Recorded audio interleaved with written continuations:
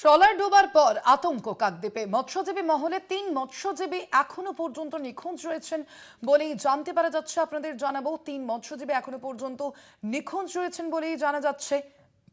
মাছ না ধরে উপকূলে ফিরছে ট্রলার।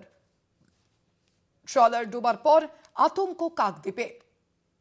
মৎস্যজীবী মহলে এই আতঙ্ক সৃষ্টি হয়েছে। ইতিমধ্যেই ৩ জন মৎস্যজীবী এখনো পর্যন্ত নিখোঁজ রয়েছেন বলেই জানতে পারা যাচ্ছে এবং সেই কারণেই মাছ না ধরে উপকূলে ফিরছে ট্রলার। নিরাপত্তা ও সুরক্ষার দাবিতে কাকদ্বীপে ইতিমধ্যেই একটি মিছিলও করা হচ্ছে। ট্রলার ডোবার পর আতঙ্কে কাকদ্বীপের মৎস্যজীবী মহল।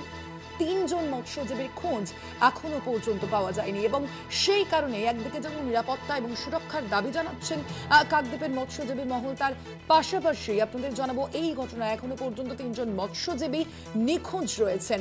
মাছ না ধরেই উপকূলে ফিরছে ট্রলার।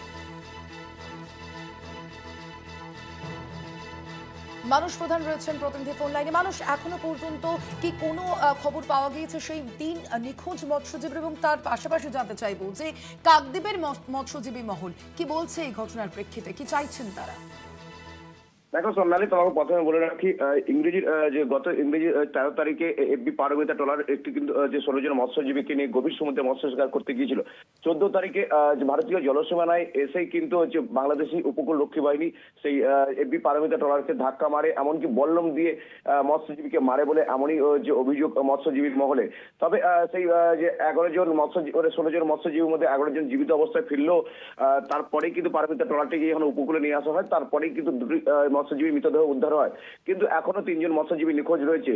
তবে এই যে বাংলাদেশি যে মৎস্যজীবী ট্রলার হচ্ছে গত যে সোমবার আটক হওয়ায়, ভারতীয় জলসীমানায় আটক হওয়ার পরেই কিন্তু 35 জন মৎস্যজীবী আটক হওয়ার পরে কিন্তু কাকদ্বীপ মহকুমা আদালতে পেশ করা হয় তাদেরকে। তবে যে ভারতীয় মৎস্যজীবীদের যেটা আতঙ্কে রয়েছে, কারণ এই ভারতীয় জলসীমানায় বাংলাদেশি মৎস্যজীবীরা বারে বারে কিন্তু চলে আসছে, এমনকি বাংলাদেশি উপকূল রক্ষী বাহিনীরা যেভাবে নির্মমভাবে অত্যাচার করছে ভারতীয় জলসীমানায় এসে ভারতীয় মৎস্যজীবীদের, সেই আতঙ্কে দিন গুনছে মৎস্যজীবীরা। তারা কিন্তু জানাচ্ছে আগামী দিনে তারা কিন্তু সমুদ্রে আর মাছ ধরতে যাবে না।